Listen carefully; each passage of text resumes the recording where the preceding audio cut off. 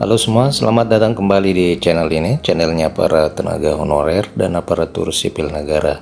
Video kali ini kita akan membahas terkait dengan kabar terbaru rencana pengangkatan honorer menjadi P3K maupun PNS di tahun ini.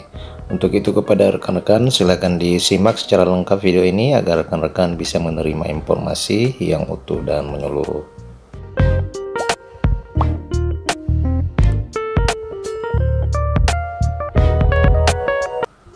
Rekan-rekan sekalian, pemerintah masih memberikan prioritas bagi tenaga honorer non-aparatur sipil negara pada seleksi penerimaan calon aparatur sipil negara, khususnya P3K. Menteri Pendayagunaan Aparatur Negara Azwar Anas mengatakan bahwa pemerintah tetap berkomitmen untuk menyelesaikan permasalahan tenaga honorer, salah satunya adalah melalui seleksi P3K. Lebih lanjut, ia menyebutkan bahwa pemerintah telah menyiapkan 1 juta formasi P3K yang dapat diisi oleh tenaga honorer maupun non-aparatur sipil negara. Tentu saja hal ini merupakan kabar gembira bagi tenaga honorer karena memiliki kesempatan yang besar untuk diangkat menjadi aparatur sipil negara, khususnya P3K. Rekan-rekan sekalian, jika diangkat menjadi ASN P3K, maka honorer setidaknya telah mendapatkan kehidupan yang lebih baik karena gaji yang cukup layak dari pemerintah.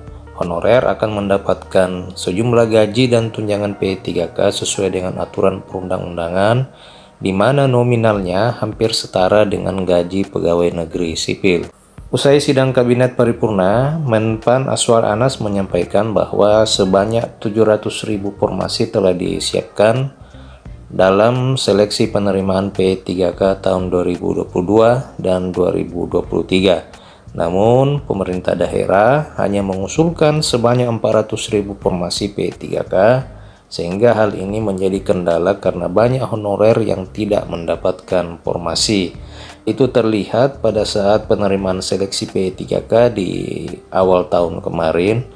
Terdapat masih banyak daerah yang belum mengirimkan formasi atau tidak membuka seleksi penerimaan P3K. Jadi kendala ada di pemerintahan daerah yang tidak mengusulkan formasi P3K. Rekan-rekan sekalian, hal itu ternyata menyebabkan tersendatnya target pemerintah untuk segera mengentaskan permasalahan honorer melalui skala prioritas.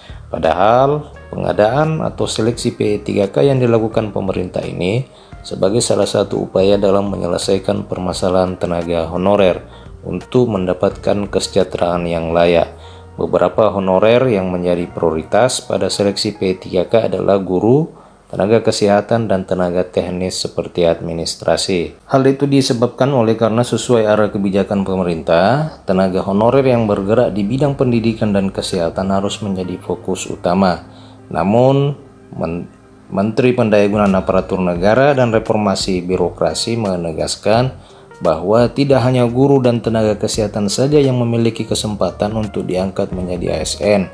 Setidaknya pemerintah telah menyiapkan 1 juta formasi yang bisa diisi oleh tenaga honorer di berbagai bidang pada rencana seleksi penerimaan P3K tahun 2023 ini. Anas berharap pemerintah daerah dapat mengusulkan formasi P3K agar lebih banyak honorer yang segera diangkat menjadi aparatur sipil negara. Pengangkatan tenaga honorer menjadi ASN melalui seleksi P3K ini merupakan salah satu opsi yang dilakukan pemerintah dalam menyelesaikan permasalahan tenaga honorer. Terdapat opsi yang tengah dirumuskan oleh Menpan RB bersama sejumlah pemerintah daerah untuk menyelesaikan tenaga honorer di Indonesia. Pemerintah juga akan mengangkat seluruh honorer menjadi ASN atau menghapus seluruh honorer di instansi pemerintah. Hal itu juga merupakan opsi yang telah dirundingkan secara bersama.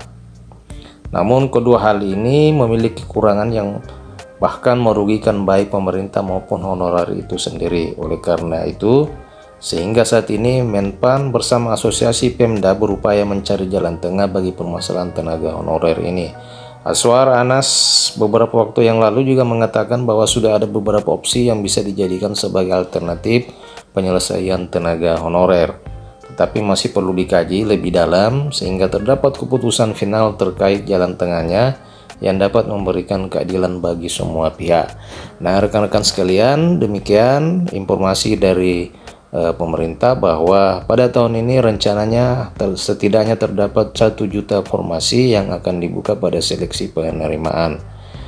Akan tetapi hal itu menunggu usulan formasi yang akan dikirimkan oleh pemerintah daerah dan instansi-instansi yang ada di daerah.